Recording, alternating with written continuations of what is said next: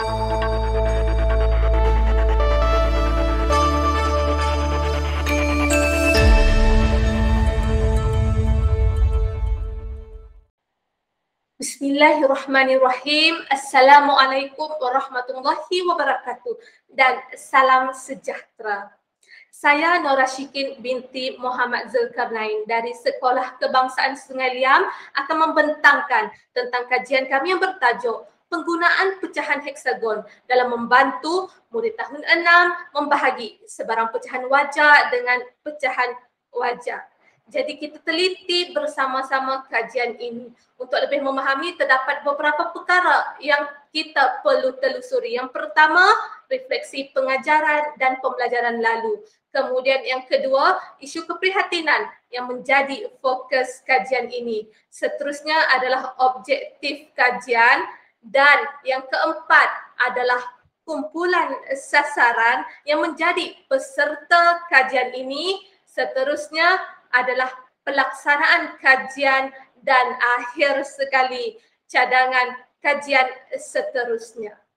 Okey, kita pergi kepada yang pertama iaitu refleksi pengajaran dan pembelajaran lalu. Berdasarkan standard kandungan 2.2 iaitu bahagi pecahan, saya dapati murid menghadapi masalah dalam bahagi pecahan. Seperti yang dapat kita lihat pada rajah ini, murid menyamakan proses bahagi pecahan dengan tambah dan tolak pecahan, iaitu mereka menyamakan penyebut pecahan terlebih dahulu. Yang mana cara ini ada pada tambah dan tolak pecahan tetapi tidak pada bahagi pecahan. Okay, seterusnya adalah murid menukar operasi bahagi menjadi darab tetapi tidak menyonsangkan pecahan berikutnya. Hal ini terjadi apabila murid terlampau menghafal langkah prosedural dalam operasi bahagi pecahan. Sekiranya mereka benar-benar faham makna di sebalik ayat matematik operasi bahagi pecahan, maka tidak akan terjadi kesilapan seperti ini. Jadi kesimpulannya, murid tidak menguasai bahagi pecahan. Okay, isu keprihatinan yang menjadi fokus kajian ini. Menurut Nomelda dan Roslinda 2020, penting untuk murid menguasai pecahan dengan baik kerana akan mempengaruhi penguasaan dalam topik yang lain. Contohnya, sekiranya murid tidak dapat menguasai bahagi pecahan dengan baik, maka mereka akan menghadapi masalah dalam topik-topik yang lain. Contohnya, penukaran unit ataupun penyelesaian masalah yang melibatkan pecahan, contohnya dalam tajuk wang, panjang, jisim dan sebagainya. Selain itu, isu ini menjadi keprihatinan kami kerana isu ini relevan dalam dunia pendidikan matematik. Hal ini kerana masalah bahagi pecahan bukan sahaja terdapat di sekolah kami tetapi juga sekolah-sekolah lain di seluruh negara.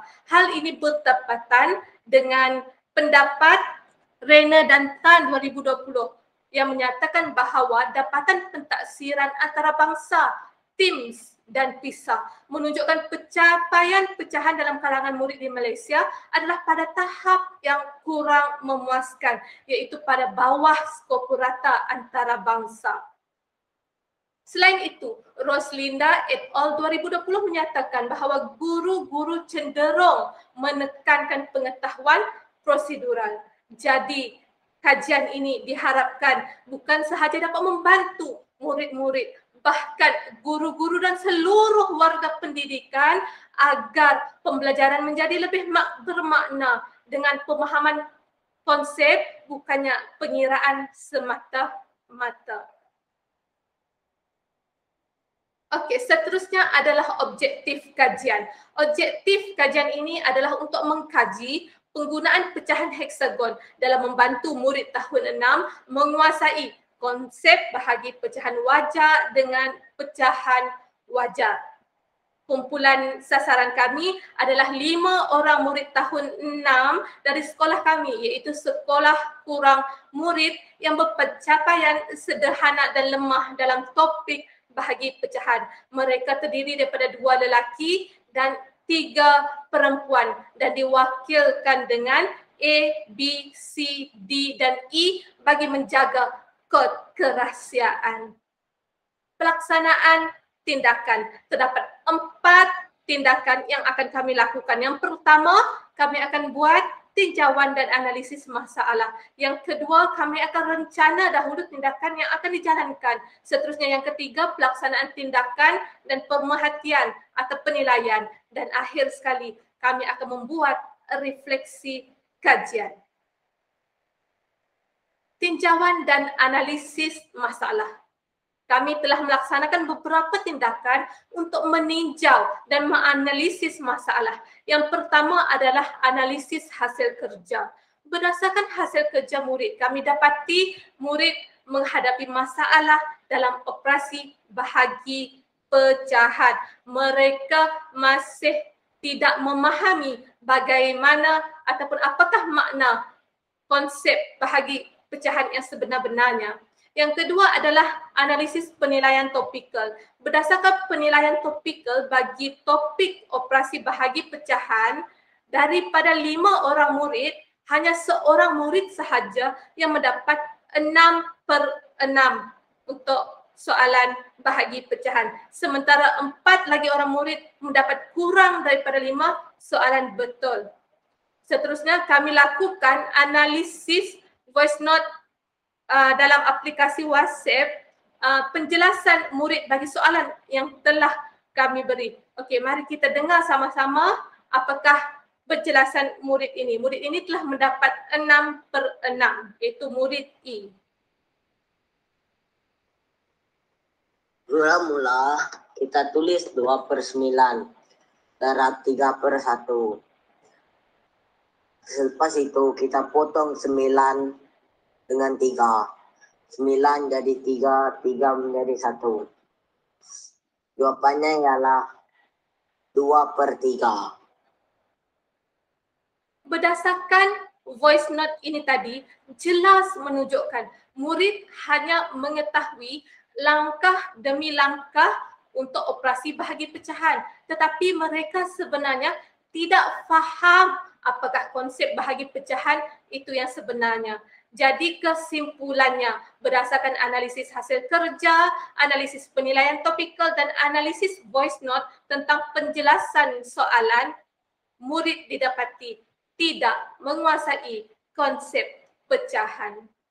Seterusnya tindakan yang kami jalankan adalah berdasarkan model penyelidikan tindakan Lewin dan Laidlaw. Dalam model penyelidikan ini terdapat 4 peringkat yang akan kami lalui. Yang pertama, fasa perancangan. Kami akan rancang dahulu apa yang kami nak buat. Kemudian fasa tindakan, seterusnya fasa pemerhatian dan akhir sekali fasa refleksi. Keempat fasa ini adalah dalam lingkaran pertama dan kami akan membuat lingkaran yang kedua, ketiga dan seterusnya sehinggalah masalah dapat diselesaikan. Dalam kajian ini, masalah yang dihadapi adalah masalah murid menguasai konsep bahagi pecahan.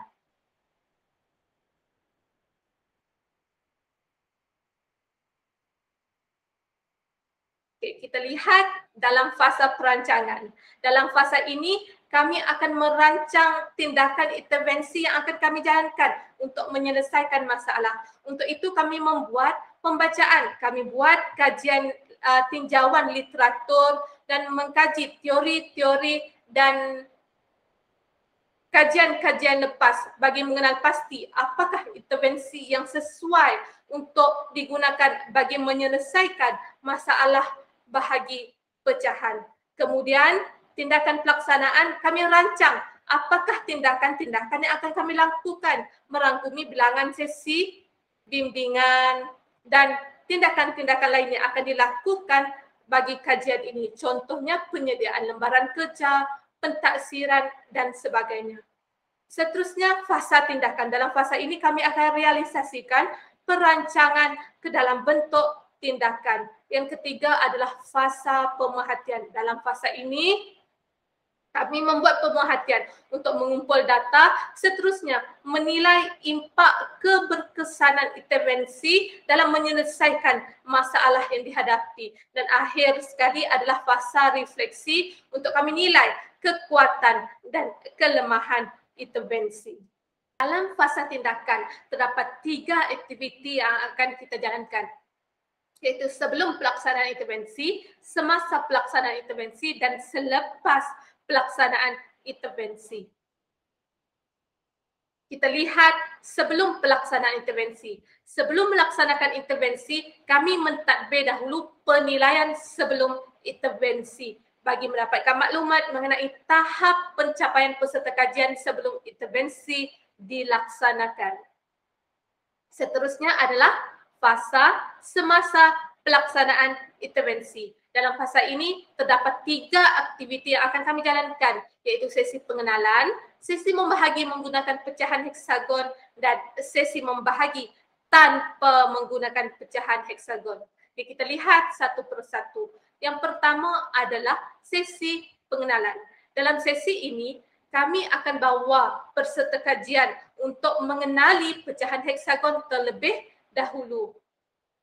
Contohnya, bentuk heksagon ini membawa nilai 1. Bentuk trapezoid merah ini membawa nilai 1/2. 2 trapezoid merah akan membentuk 1 heksagon kuning. Jadi 1/2 tambah 1/2 akan menjadi 1. Rombus biru membawa nilai 1/3. Jadi 3 rombus biru akan membentuk 1 heksagon kuning. Dan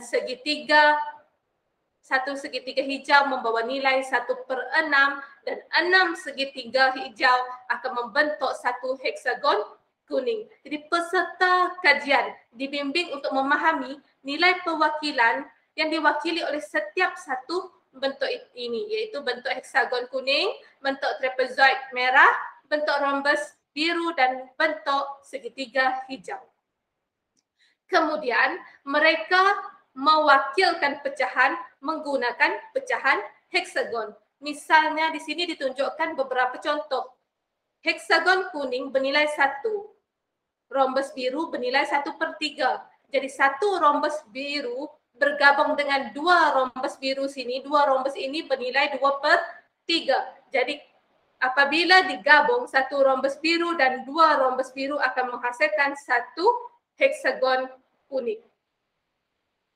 1 heksagon kuning bernilai 1, 2 segitiga hijau bernilai 2/6, 4 segitiga hijau bernilai 4/6. Jadi 2/6 bergabung dengan 4/6 akan menjadi 1. Kemudian 3 segitiga hijau bernilai 3/6 kerana 1 segitiga hijau bernilai 1/6. Di sini 1/6, 1/6. Jadi 3 1/6 ada 3/6. Bentuk 3 segitiga hijau ini bersamaan dengan bentuk 1 trapezoid merah. Jadi 3/6 ini nilainya bersamaan dengan 1/2. Apabila kita gabungkan kedua-dua bentuk ini, iaitu 3 bentuk segitiga hijau dan 1 bentuk trapezoid merah akan menghasilkan 1 heksagon kuning. Demikian juga halnya dengan 1 rombus biru. 1 rombus biru adalah hasil gabungan 2 segitiga hijau. 1 rombus biru adalah 1/3. 1 segitiga hijau adalah 1/6. 2 segitiga hijau adalah 2/6. Jadi 2 segitiga hijau bersamaan dengan 1 rombus biru. Jadi 2/6 bersamaan dengan 1/3. Nilainya adalah setara. Jadi pada fasa ini, peserta kajian mengenali terlebih dahulu pecahan heksagon. Apabila mereka telah biasa dengan pecahan heksagon, mereka akan lalui aktiviti yang kedua, sesi yang kedua, iaitu sesi membahagi menggunakan pecahan heksagon. Sebelum mereka membahagi menggunakan pecahan heksagon, mereka dibawa untuk memahami konsep bahagi itu terlebih dahulu. Contohnya, pengkaji akan bertanya kepada peserta kajian, apakah yang dimaksudkan dengan 16 bahagi 4? Jadi 16 bahagi 4 bermaksud ada berapa banyak 4 diperlukan untuk menghasilkan 16. Apakah yang dimaksudkan dengan 30 bahagi 5? Ada berapa banyak 5 diperlukan untuk menjadi 30. Dalam fasa ini, peserta kajian dibimbing bahawa bahagi bermaksud ada berapa banyak nombor yang kedua yang diperlukan untuk menjadi nombor yang pertama. Konsep ini seterusnya digunakan pakai dalam aktiviti yang kedua, iaitu membahagi menggunakan pecahan heksagon. Contohnya 1/2 bahagi 1/6. Berdasarkan aktiviti dalam sesi yang pertama, murid telah tahu 1/2 adalah trapezoid merah, 1/6 adalah segitiga hijau. Jadi kalau 1/2 bahagi 1/6, ada berapa banyak 1/6 yang diperlukan untuk menghasilkan 1/2? Ada berapa banyak segitiga hijau yang diperlukan untuk menghasilkan trapezoid merah? Jadi peserta kajian akan menggunakan pecahan heksagon untuk mendapatkan jawapan seperti yang ditunjukkan dalam gambar rajah. 3 segitiga hijau diperlukan untuk menghasilkan satu trapezoid merah. Oleh itu 1/2 bahagi 1/6 bersamaan dengan 3.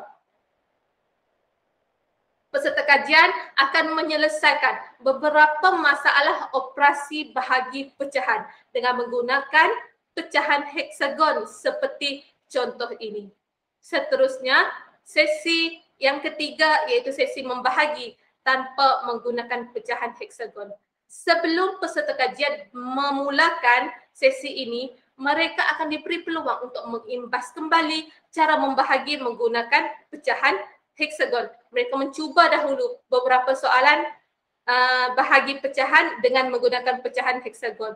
Kemudian berlaku peralihan ilmu di mana mereka tidak menggunakan pecahan heksagon. Contohnya seperti yang ditunjukkan dalam gambar rajah ini. Contoh soalan 1/3 bahagi 1/2 yang membawa maksud ada berapa banyak trapezoid merah yang diperlukan untuk menjadi satu rhombus biru. Jadi tanpa menggunakan pecahan heksagon, murid menyelesaikan soalan ini dengan menggunakan gambar rajah seperti yang ditunjukkan dan mereka mendapat jawapan 2/3. Setelah mencuba beberapa kali menyelesaikan soalan bahagi pecahan tanpa menggunakan pecahan heksagon, mula-mula mereka akan menggunakan gambar rajah seperti ini dan kemudian akhir-akhirnya mereka akan dapat menyelesaikan soalan bahagi pecahan dengan hanya menggunakan imajinasi mental. Mereka membayangkan dalam otak mereka bentuk-bentuk yang telah mereka pelajari itu dan terus mendapatkan jawapannya. Setelah itu, selepas pelaksanaan intervensi, pengkaji akan mentadbir penilaian selepas intervensi bagi mendapatkan maklumat mengenai tahap pencapaian peserta kajian setelah intervensi dilaksanakan. Kita dapat lihat lembaran bagi penilaian selepas intervensi. Soalan-soalannya adalah sama dengan penilaian sebelum intervensi bagi memastikan kebolehpercayaan kajian ini boleh diterima pakai. Soalan sebelum intervensi dan soalan selepas intervensi adalah sama dan kita lihat perbezaan skor kedua-duanya bagi menilai impak keberkesanan intervensi dalam kajian ini. Seterusnya adalah refleksi kajian. Analisis pencapaian penilaian sebelum dan selepas intervensi menunjukkan penggunaan pecahan heksagon membantu peserta kajian menguasai konsep bahagi pecahan.